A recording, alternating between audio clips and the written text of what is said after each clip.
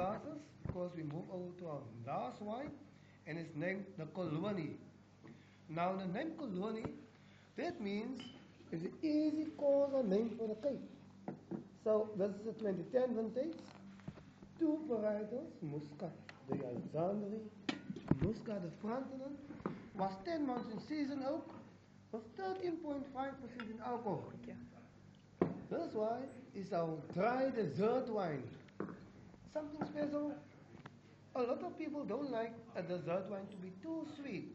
That is why we have a dry dessert wine, sweet on the nose, dry on the palate.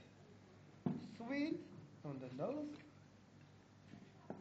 and dry on your palate. Something different. Thank you.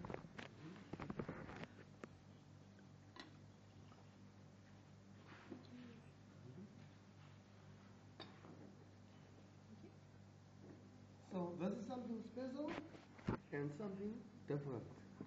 So this was my last wine, and I'm sure you enjoyed the tasting.